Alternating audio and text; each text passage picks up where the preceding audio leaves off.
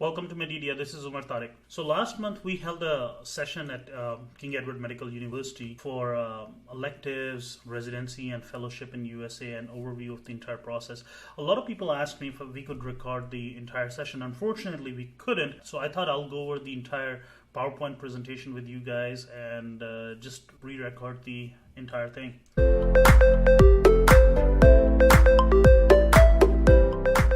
Electives, residency, fellowship, and USA, and overview of the entire process. A little bit about me for those who don't know me. I graduated from King Edward Medical University in 2009. I was a postdoctoral research fellow at Stanford University for over 2 years. I was a general surgery, trauma surgery intern at Yale University Waterbury Hospital for 1 year. Then I did my diagnostic radiology residency at Geisinger Medical Center and interventional radiology fellowship at Geisinger Medical Center. Now I'm currently working as an attending interventional radiologist at University of Pittsburgh Medical Center, Susquehanna. Last year, I was promoted to the vice chairman of the department. At the same time, I'm doing an MBA from Arizona State University. I will graduate next year spring. Why listen to me? Why listen to anything that I'm saying in this presentation? I launched this website, medidia.com, in 2008, and I've been guiding, helping, and mentoring IMGs for 13 years now. I have a YouTube channel with over 2,000 subscribers. I am the administrator and moderator of King Edward USMLE Facebook group. I served as a co-chairman of Young Physicians Committee of UPNA. I served as the co-chairman of Young Physicians Mentoring Committee of KEMU. I published 12 research papers, presented over 40 presentations and posters, wrote a book chapter, and reviewed 35 research papers for journals like British Medical Journal, Lancet, McGill Journal of Medicine, and Annals of Internal Medicine. I was the youngest recipient of Distinguished Service Award by KEMU. I got first position for Best Poster Presentation at Yale St. Mary Waterbury Hospital Annual Research Day. Geisinger, I got a award every single year. In 2015, I got second position for Best Research. In May 2018, I got third position. In May 2019, I got first position. This annual competition was among all the specialties, all residents, all trainees, all fellows, and I won this competition every year that I participated.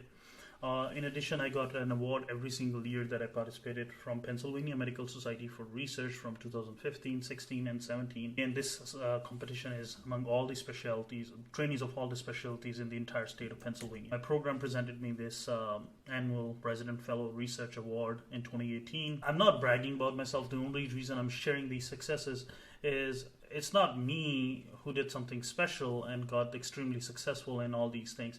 I think the most important thing was that I had some really helpful friends, classmates, seniors, juniors who helped and motivated me. So the most important thing in this entire long, tiring journey of USMLE is early access to appropriate and accurate guidance. I think a lot of times I see some brilliant students who fail to excel in this path just because they don't have access to the right guide. Now, I'm going to talk about a few key things about professionalism. Very important whenever somebody's telling you something, don't simply hear. Please listen. See what they're telling you, why they're telling you this, and think about it and try to act upon it. Always be punctual. Always show up 5 to 10 minutes early. Never be late. It looks very, very bad when you show up late for anything.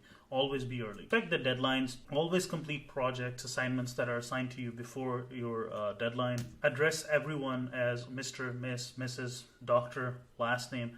Never address anyone with their first name unless they specifically request you. And even if it's somebody who's your friend, you know them from your medical school, please still at workplace don't call them bhai, baji, etc. It's doctor last name unless specifically requested. And always maintain strict professionalism at all times. So now I broke this talk into these 6 parts. Let's start with the first one. So the first thing which I think is extremely important is decide your specialty ASAP. The reason I say that is ideally you want to do all your electives, observership, research, everything in your specialty of interest. So that is the first thing that you should try to do, is decide your specialty as soon as possible. Then read Kaplan books while you're studying for your medical school. Try to take at least step 1, which is going to be pass-fail only next year onwards during your MBBS, and preferably try to take the CK exam as well. I have 2 videos on USMLE Step 1 and Step 2 CK by Dr. Ayaz Khwaja and Dr. Furqan Ahmed. Dr. Ayaz Khwaja in his interview talks about his entire journey of USMLE, how he scored 266 and 268 more than 10 years ago. He also wrote about his experiences on our website, which is accessible. If you go to medidia.com, you can go to the website and read about his experiences. In addition, Furqan Ahmed took his exams last year, and this year he scored 268 and 269. He made videos specifically on that, so you can watch those videos to see how you can score super high in USMLE Step 1 and 2 CK.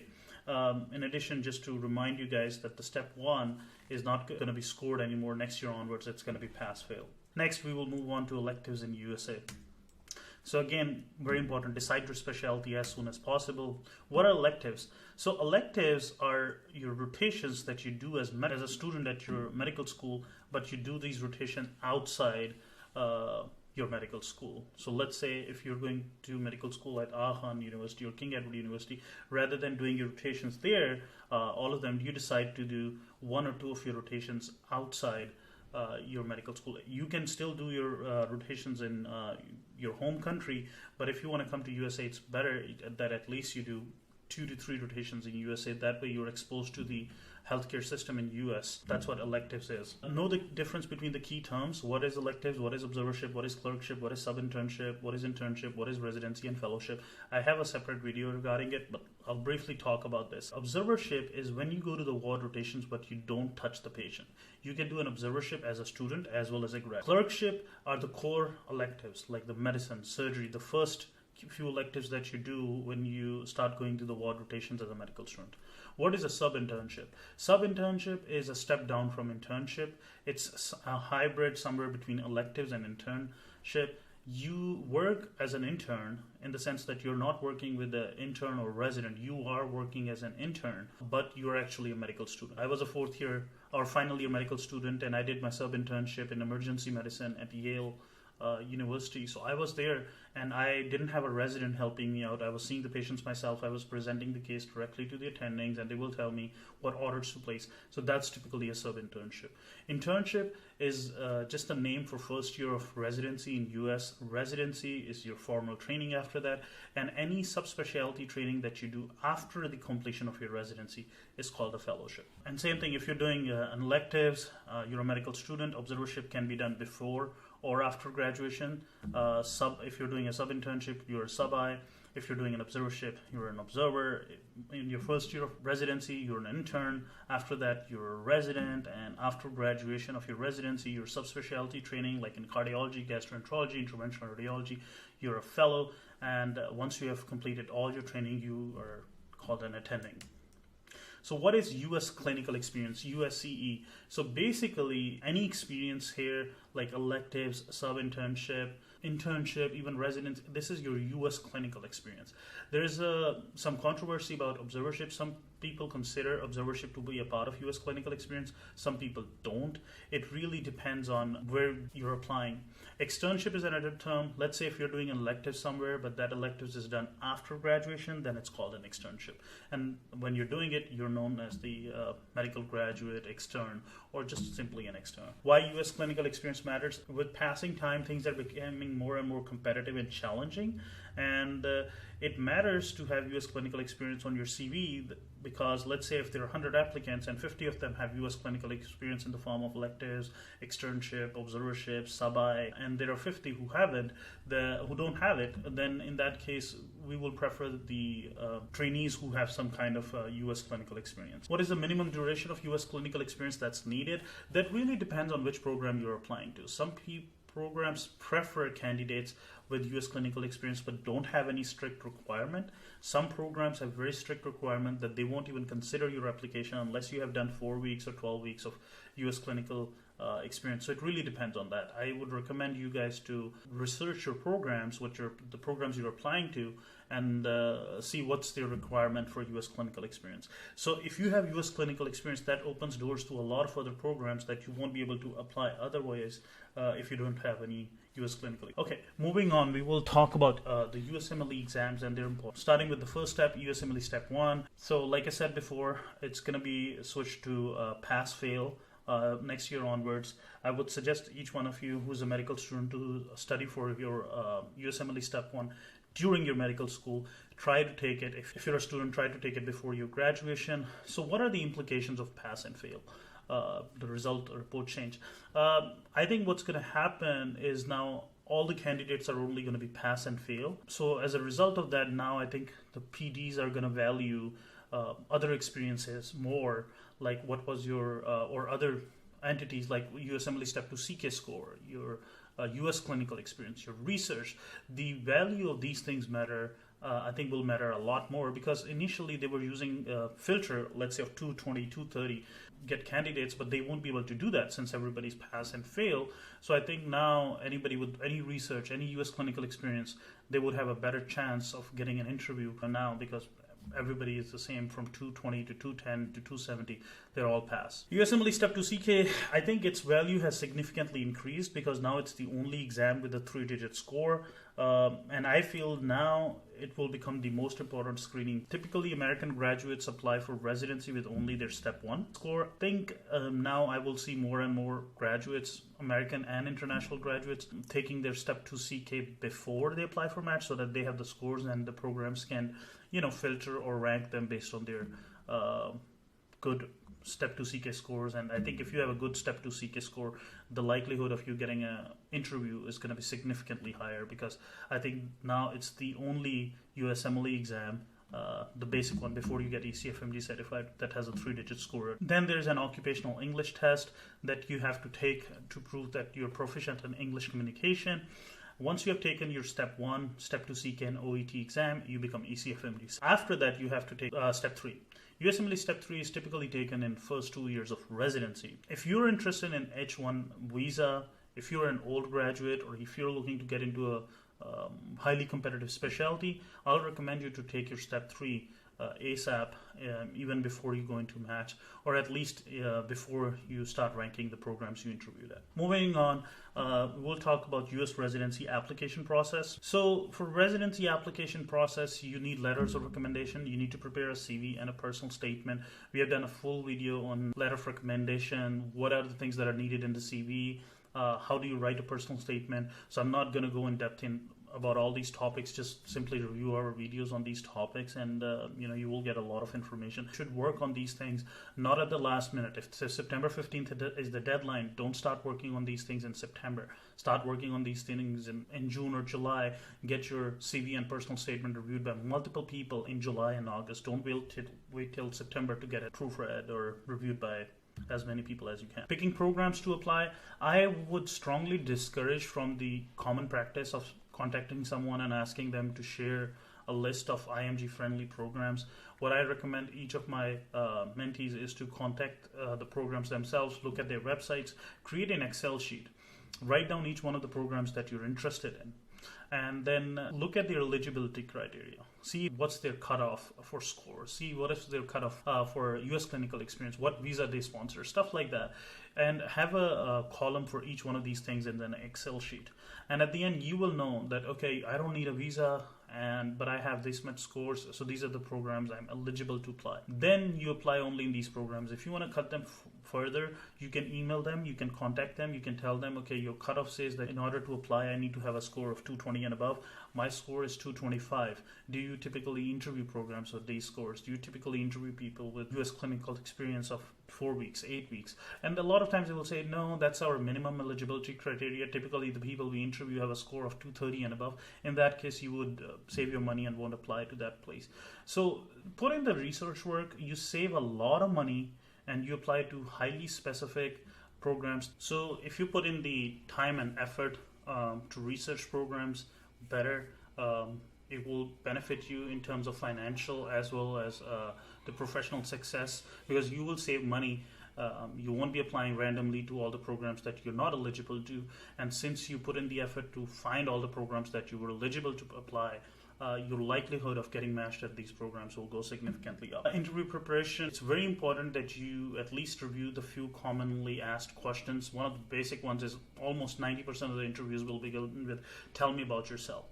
So you shouldn't be thinking at that time, how do you need to answer that? At least think about your answer beforehand. There are other questions, what are your strengths, what are your weaknesses, why should we hire you, all these things. So at least have an idea that if I ask you these questions, you should know what to answer. Pre and post-interview communication with the program is very important. If you're really interested in applying to a program, you can email them or call them to let you know that you're interested. Post-interview communication, if you went for an interview and you liked the program, very important that you email them and let them know that you had a good time at the program and you're really interested in being there. One more important thing is that a lot of times, I see many candidates going unmatched for reasons that could be fixed. One of the top ones, especially for IMGs, is their English is not good. Their communication skills are poor. They have a lot of spelling mistakes, grammatical or punctuation errors in CV, in personal statement, and in all kind of written communication. If there is no mistake in your CV and personal statement, but your emails have a lot of errors, that shows that your CV and personal statement was not written by you. If your CV looks great, but your personal statement looks horrible, then again, it's not consistent. It means that one was done by you, the other one was done by someone else. I would recommend, if you have never read this book, this is an excellent book that was recommended to me, The Elements of Style, to learn about the expression of American English, grammatical errors, little things that we take for granted, and it makes a big difference if somebody's looking at your CV or personal statement, and if they don't get annoyed by little errors, they value you, and they also think about, like, in future they wouldn't have to fix too many errors in your notes, anything that you write. If your written communication, if your CV, if your personal statement, it's all free of errors. So ranking programs, once you have interviewed at these programs, now comes the step to rank them. There are different things that are important at that time. Some people want to really go to a university program. So university program versus a non-university or community program, that thing is very important. They typically rank the university programs higher. Fellowship or no fellowship, like some places will offer residency, let's say internal medicine, and have fellowship in GI, gastroenterology, hemonc, stuff like that. So typically then people will say, does it take its own residence for fellowship, or does it take outside residence for their fellowship? So these are some things some people will always recommend you to rank program that has its own fellowships and takes its own residence, rank these programs higher. Then there's a success rate that a lot of people will look at, that what's the success rate of the residents that have trained at this program, were they able to get good fellowships, were they able to get good job placements. Then there is a question of visa. Let's say if you do a J1 residency, you do training on J1 visa, then you have to spend 2 years on home country, or you do 3 years of waiver job, you're paid less, and it's in a relatively remote area, and then you get your green card and you can work as an attending. That is a big concern for a lot of people. They don't want to take a break of 3 years doing a waiver job, or go to your home country for 2 years. So in that case, you can go for an H1 visa, in which case once you have done your training on H1, you apply for green card on your first job, which typically takes 1 to 2 years, and then you get your green card, and you don't have to wait 5 to 6 years after residency to get a green card. Geographical ties are very important for some people. Let's say you have family in one part, East Coast or West Coast, then in that case you would rank those programs higher that are in that geographical region. Cost of living, because some people have families, they have their parents living with them, their small children, so it's very important. They can't afford to live in New York City or San Francisco, so they want to probably rank the programs lower cost of living, like Houston, Baltimore, etc. These are the things that they value more, that the cost of living, would they be able to survive on a resident's salary and support their own family. Location safety, again, especially what I've noticed, a lot of females, they rank based on location safety. They want to be at a place where it's very safe to walk around, and they don't want to be in a situation where living by themselves is extremely challenging. Things are getting better and better, but Detroit and Baltimore, a lot of people used to avoid them in the past because they weren't that safe, but I think now things are getting better. So moving on, I have some special situations that I would like to talk about. So the first one is how to match in a highly competitive specialty. We have done an entire video on this, how you can match in a highly competitive specialty. What are these highly competitive specialty? These are the specialties that typically American graduates want to get into, and it could be for whatever reason: better money, better lifestyle. These are some of the highly competitive, tough specialties. Now, dermatology has great lifestyle, radiology has great lifestyle, anesthesiology has great lifestyle. To get into these three specialties, I would recommend the research track, that you do 2 years or 3 years doing formal research, and then you apply for residency in these programs. Again, I have done a separate dedicated video on how to get a research spot, so you can watch that video and learn that how you can do research, full-time dedicated research, publish papers, and then apply in these competitive specialties. In surgical specialties like ENT, ophthalmology, orthopedic surgery, neurosurgery, general surgery, along with research, sometimes what I would recommend is they should consider doing a year in prelim surgery. Once you have done prelim surgery, that 12-month experience as doing prelim surgery counts as your US clinical experience. Now, when you apply for MASH next year, you're ranked much higher because you're familiar with basic surgical skills like suturing, closure, stuff like that, basic management. So typically programs will rank somebody who has some surgical experience higher, especially a surgical internship is pretty intense. 12-month surgical experience, they will rank them higher as compared to somebody who doesn't have any. Double training, a lot of time what I've seen is like if you're going into a very competitive specialty, especially in radiology, I've seen that a lot, that sometimes there's somebody who's done peds, who's done neurology, who's done internal medicine, who's done family medicine, and then after completion of their training in that specialty, then they will go into a very competitive specialty, do an entire second residency just to get into this more competitive specialty. And this is especially, again, I will say for international medical graduates, they have tough time getting into the highly competitive specialty. So what they will do is they will get into a relatively less competitive specialty just to get into the competitive one. Alternate pathway, I will briefly talk about it. Again, we have made a separate video about the alternate pathway. What is that? The alternate pathway is the pathway in which you don't do any residency in US. You do residency in your home country or any other country other than US, and then you come to US, you do fellowships, multiple fellowships, and after doing multiple fellowships, you can work as an attending in US, but it has its own few limitations. Now, the other special situation is how to match as an old graduate. What is an old graduate? Anything more than 5 years since graduation is an old graduate. I know people who have matched 20 years or 10 years or 15 years after graduation. So what are the things that can help you in that case? Good scores, research experience, good letter of recommendations, published papers. How to match as an applicant with poor scores in USMLE exams or failed exam. Again, same thing. If you have some good research experience, good letters, some publications, a good CV, and a well-written personal statement, that would really help you compensate for your poor scores or failed exam. How to match in a highly competitive fellowship like cardiology, gastroenterology, interventional radiology. Again, research, long-term research with publications, abstracts, poster presentations, good letter of recommendations from people who have worked with you directly, good CV, good personal statement. These are the things that will really help you get into a competitive fellowship. In addition, when you're working with people, whenever it is during electives, during residency, during fellowship, whatever, if you did a good job with them, people typically value that, and then they will make phone calls for you. They will contact the other programs you're applying into to vouch for that you're a great candidate.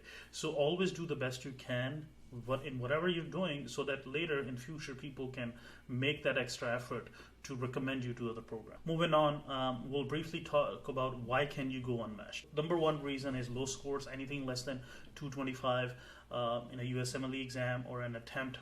Now, I will say this very specifically, without long-term research. If somebody has done long-term research with multiple publications, abstracts, presentations, posters, then you supplement for that deficiency.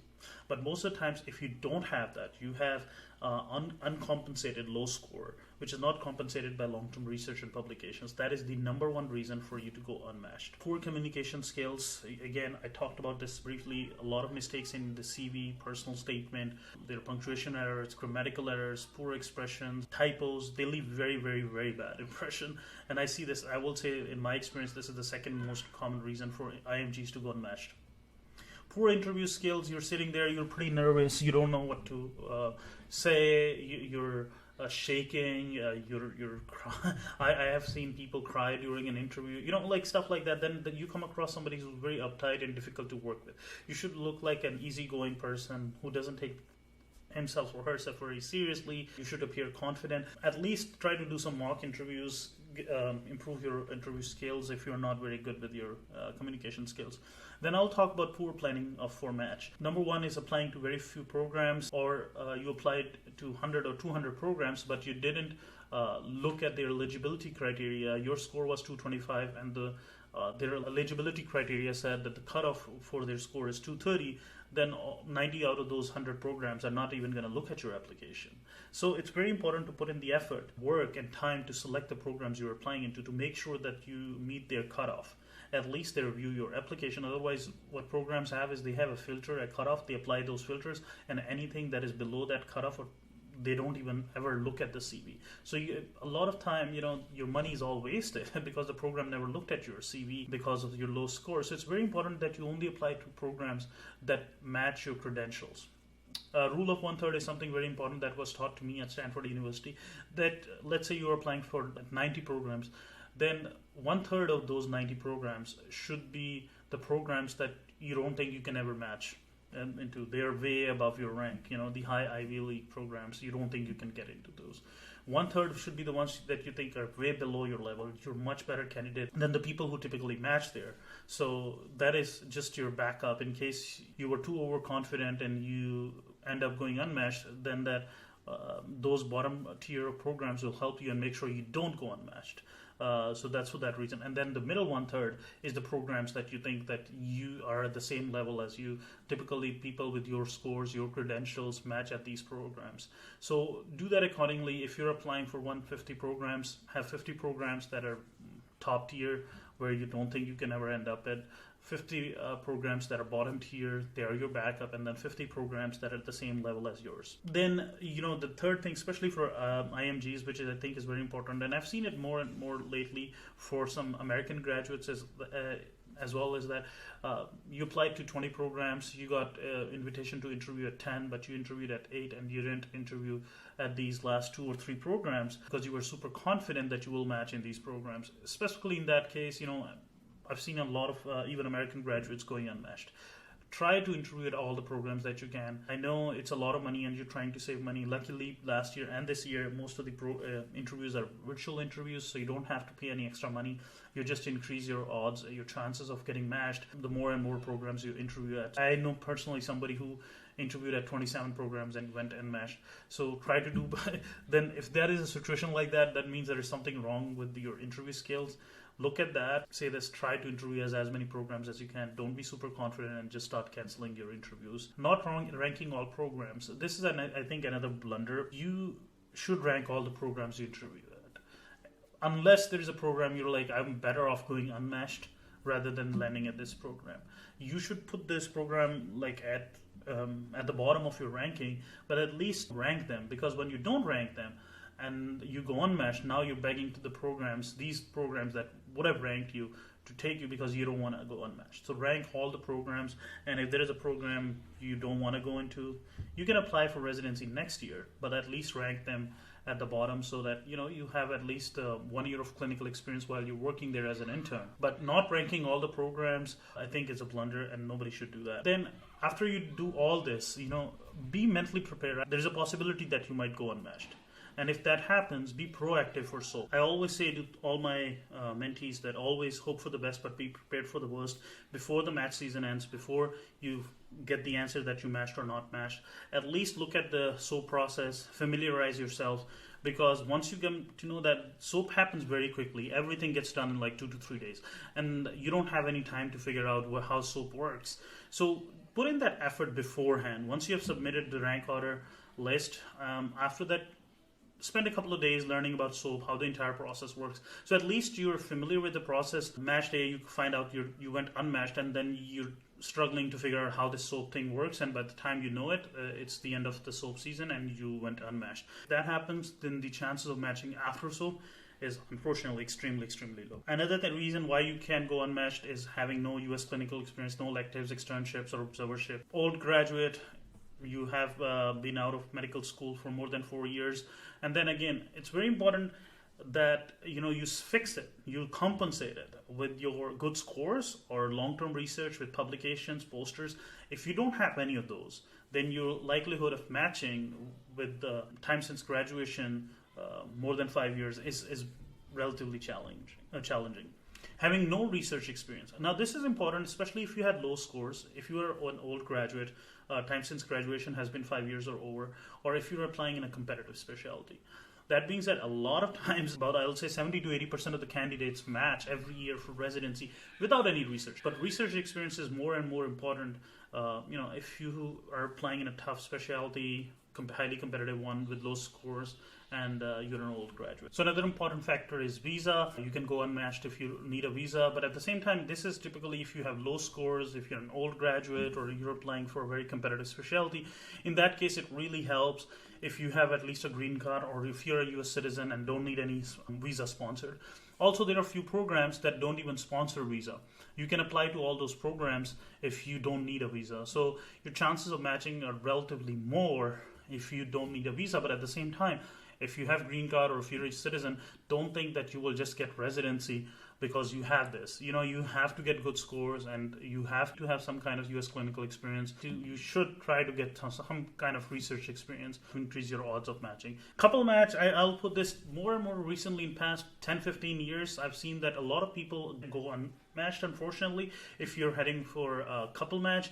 Couple match is more and more challenging if you're applying in two different specialties. Let's say the husband is applying for internal medicine and the wife is applying for neurology. Both specialties at one program or one hospital need to rank you guys for you to match. Otherwise, it's possible that you might at least one person might go unmatched. At the end, you can rank programs individually, but sometimes what I've seen is a lot of times one person is making a lot of effort to get the other person some interviews, and then some programs don't like that, and just based on this they wouldn't rank you. So be very careful going around with couple match. I typically recommend that one person gets the residency in the specialty of their choice, preferably whoever is applying for the more competitive specialty get their residency first, and then the person who's applying for relatively less competitive specialty applies for at the year after, once they know where the spouse is going for the next year of training. Lack of humility, ego satisfying excuses. I'll say this again and again. When you're not humble, when you don't have any humility and you're super arrogant, too full of yourself, it comes across easily in your communication and your interviews. And be humble. Realize that you're coming to a program for training. You're not there to teach them something, so you are coming to learn it from them. So realize that you have some lack of knowledge, some lack of experience. That's why you're going to these programs, so that they can accept you to teach you. If you go with the mindset that I know everything and I'm going to go and teach them, and you're super arrogant, you're not going to perform well in your interviews, and you're not going to do well during your residency and fellowship. One thing that I learned from talking to all the attendings and PDs is that their most hated trainee is the one that cannot be trained. Too full of themselves, is too arrogant to listen to anything that's being told to them. So please don't do that. Accept that you're coming to this country, you're going to these programs, you're asking them to train you. So that means there is some kind of deficiency that you have, which they're going to help you eradicate. So have that humility, please. Briefly talk about our Meridia internship program. Just to guide, help, mentor medical students, recent graduates. We accept them in our internship program, and they work on different projects, and at the end they have prepared presentation. They learn about professionalism, US healthcare system.